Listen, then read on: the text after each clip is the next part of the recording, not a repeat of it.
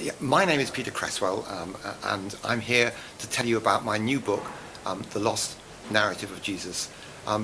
This book discloses some what I regard as remarkable findings, which should make it a must-read for all those who are interested in the early origins of Christianity. Now, what is it that people have been looking for over the past, say, 150 to 200 years? The answer is, for pious Christians certainly, is something that was written down, some contemporary account at the time of Jesus, that is actually written down then and has come down to us unimpaired. Now, this isn't actually ever going to be found. There's two sorts of reasons for this. The first reason is that Jesus was a Jew, and the movement that became Christianity developed some years after him. It arose as a split within Judaism, where a group that wanted to create a form of Judaism for Gentiles split away, and they wanted to divest themselves of the requirements for circumcision, Jewish dietary requirements, and other aspects of Jewish law. And they did succeed, and that's what became Christianity in the end. But Jesus himself was a relatively minor figure, and even the contemporary historian Josephus, there isn't really an authentic mention of Jesus in any of his writings. So for this reason, I think there was no one there who was motivated to write down what he said, and in fact, no one did.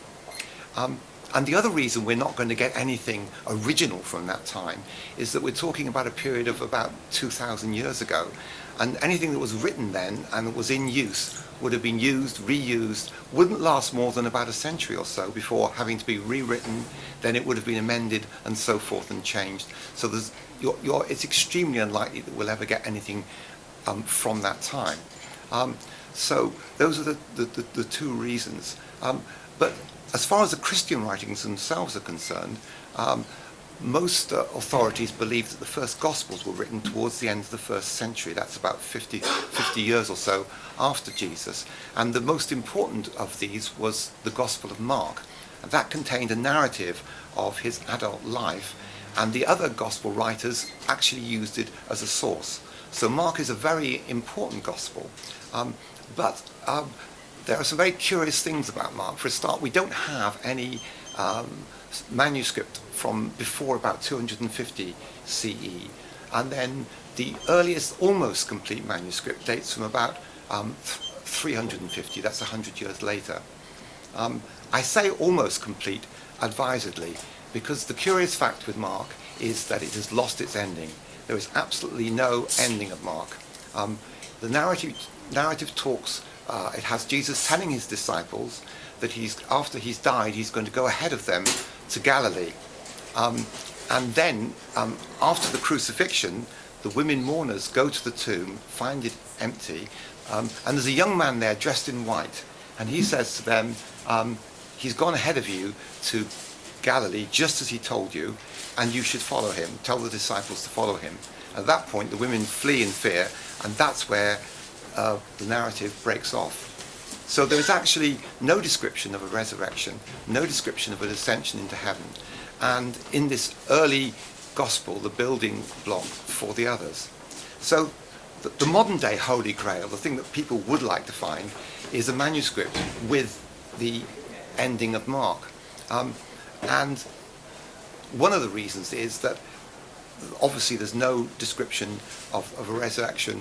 There's also a suggestion in Mark and in all the other Gospels that Jesus may actually have survived crucifixion, not died on the cross. There are lots and lots of indicators, but one of the crucial ones is that the act that would have caused the victim to die, that is the blow to the victim's legs, in all of those stories wasn't actually delivered.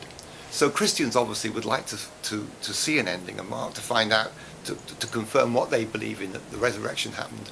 And others would like to find it because they're curious as to know how this story continued. But the trouble is, you've got the same sorts of problems. It's a long way back in time, and for that reason, we are very unlikely to find a manuscript that is whole and complete of Mark that gives us the ending that everyone's looking for. So what I've been doing is I've been looking at the material that we have, and I found that a lot of the stories in the Gospels are based on an underlying Jewish narrative, which often have been changed in different ways, and you can learn a lot about them by analysing them in detail. One of the very curious stories, and one of the most intriguing to me, is the story of the Transfiguration. And this is in Mark, and it's in 2 or 3 of the other Gospels, and in other writings from about that period. Now, the Transfiguration is set in northern Galilee, in a fairly confined area, north of the Sea of Galilee, around Bethsaida. And Jesus and some of his disciples go on a journey towards Caesarea Philippi, which is at the base of a huge mountain, Mount Hermon. It stands at over 9,200 feet high. It's snow-capped through most of the year, and in fact, it's the only large mountain in the region. Now, this is significant because the basis of the Transfiguration story is that Jesus takes 3 key disciples, Peter, James and John, up a high mountain, and on that mountain they meet with the long dead figures of Moses and Elijah. And Jesus himself, his clothes start to shine white, and in some versions his face shines white, and so he's transfigured. And the other miraculous thing is that God then speaks to those people assembled and says, "This is my son, the beloved, listen to him."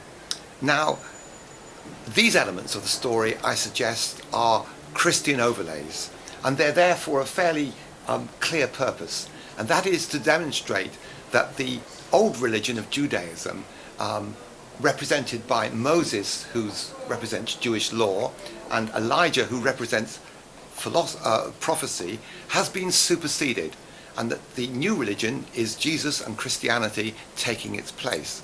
So that is actually the purpose of those parts, and this is what I suggest is an overlay. But when you disregard this, there is still actually quite a long, coherent story, and it has some extremely perplexing elements. Now, for example, they go up to this mountain and the meeting is held in secret. It's an extremely high mountain. It's hard to see why anyone would want to do that. They meet with 2 people. If they're not Moses and Elijah, there are 2 people who are from the east, and the settlement to the east could be Damascus, which is just on the other side of the mountain. The 2 people that Jesus talks with, in one of the Gospels, Luke, they talk about his going into exile. Now, this is a very strange concept when Jesus is actually involved in recruiting followers and going around and preaching, actually going into exile at that point. Also, when he comes down the mountain, he meets with a large crowd, and they're actually amazed to see him. Now, there's no reason for the amazement. He hasn't undertaken any miracle or anything, and the crowd, of course, doesn't know about the meeting that's taken place because it's a secret meeting, and the disciples there have been sworn to secrecy. There's a curious conversation on the way down the mountain about Elijah coming first, and again, there's no explanation of that. And when Jesus reaches the crowd and the disciples, he finds the disciples, the other disciples, not the ones that went with him, engaged in an argument with some scribes, and he asks them what the argument is about, and that's where it cuts off. We don't know what the argument is about, we're not told. Now, the Transfiguration story, if you look at it as a whole, it's got 3 crucial elements. There's an abrupt beginning. It says after 6 days, or in the case of the Gospel of Luke, after about 8 days, and there's nothing to indicate why there should be a time gap of such duration. In fact, the journey from Bethsaida to the base of the mountain is only 25 miles, and that's a journey that could have been easily accomplished in 2 days. So why the huge gap? What does it refer to? And at the end, why is there the break at the end?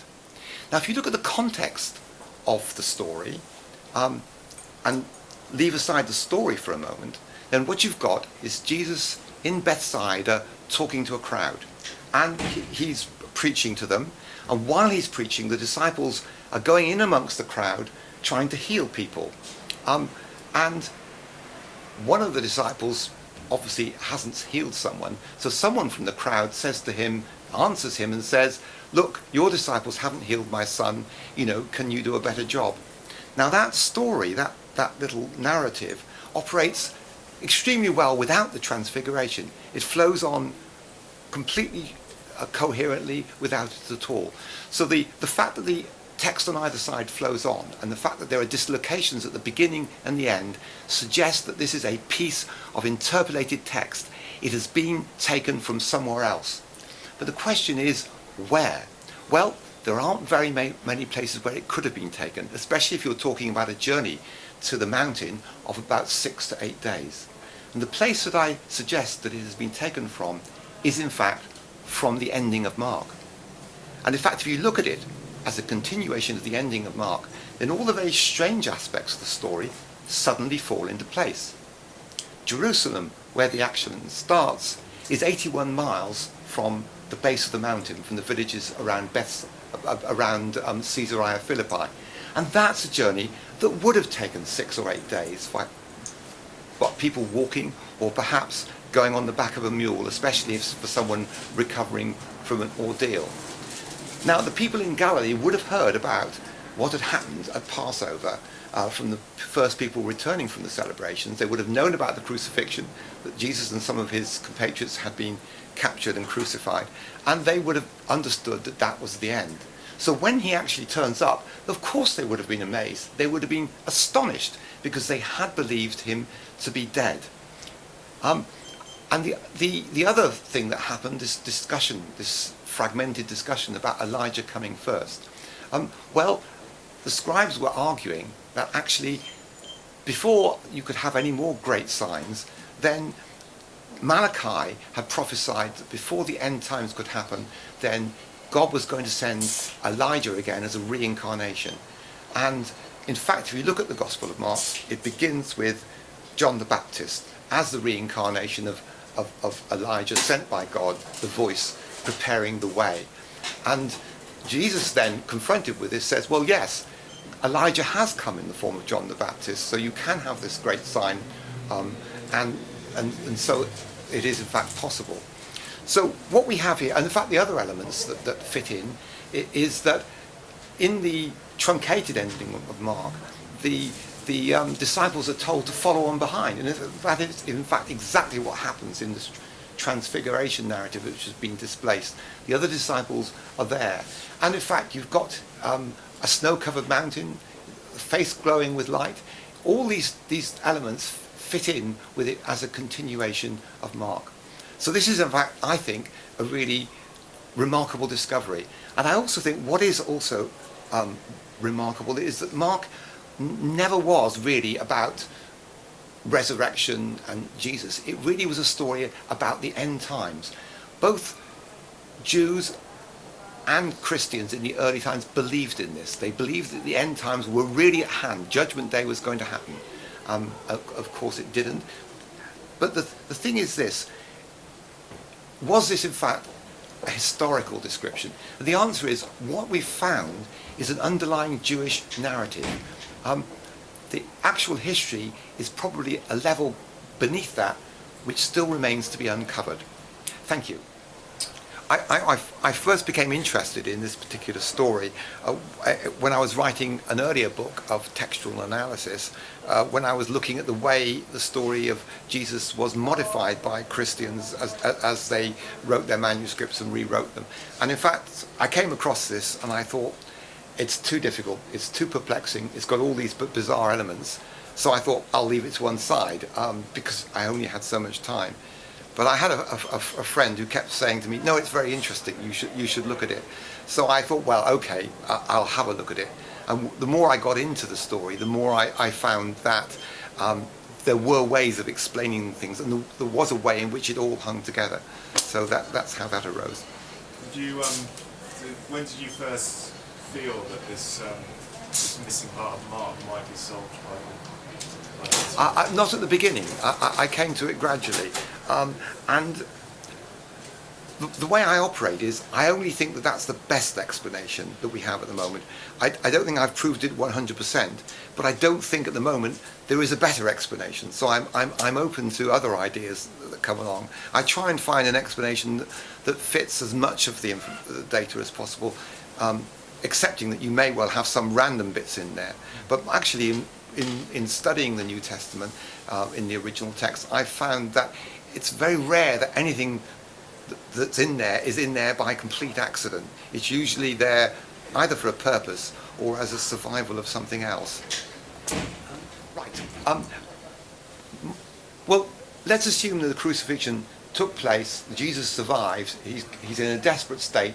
He's gone back to Galilee, which was his own home territory. Now, on the other side of this mountain was Damascus, and this was a city where there's a very large Jewish population, and it was a semi-independent town. It was one of the Decapolis towns. So this would possibly have provided him with a source of support. So I'm suggesting that they had a halfway meeting in a mountain, an inconvenient place, but a place where you could keep away from prying eyes. We don't know the characters weren't Moses and Elijah because they were long dead, but we don't know who precisely they were. But I think they were possibly supporters, people who'd supported the initial venture, and he was basically going back to base, saying, well, what do we do next? And the only option they could think of was some form of exile. And it was suggested that it was exile in Jerusalem. Now, in Jerusalem, there were communities of the zealous Jews, or zealots, depending on how you look at it, and also in the desert hinterland. So these these communities were very secretive. They had very strict rules, extremely condign punishment for anyone who broke them, and one of the communities may have been responsible for the Dead Sea Scrolls. So you could merge into one of these communities, and you would never ever be found by anyone looking for you. So that's the best explanation for what happened, but we don't know. He could, for example, if he survived, have died fairly shortly afterwards, because in a hot climate, you would have had some wounds. They may have been difficult healing and so forth. That's a difficult question. I think the way of looking at all material from a dispassionate point of view, generating hypotheses, looking at all the evidence, coming to a conclusion, I think that's the right way to do things. I think a lot of textual analysis is done by Christians who have an agenda, and very often they don't see that they've got an agenda because they see things from their own perspective. So I think it's the best way of doing things. I also think that understanding more about the way we've developed and where we've come from, I think it makes us better as people and more able to look at things, analyze them, and come to conclusions, and look at other people's point of view. So I do think it's a mind-expanding experience to be open to interpretations, and not to say someone has told me this way, this is what I learned in Sunday school or whatever, and this has to be right because I've been told. And things are right, or at least they have an element of truth, or they're a good theory because they stand up in their own right. That's what I'm saying, and that's and there is a lot of extremism about, and I think everything should be looked at from a dispassionate point of view, but with obviously with due respect to people who believe in them very strongly.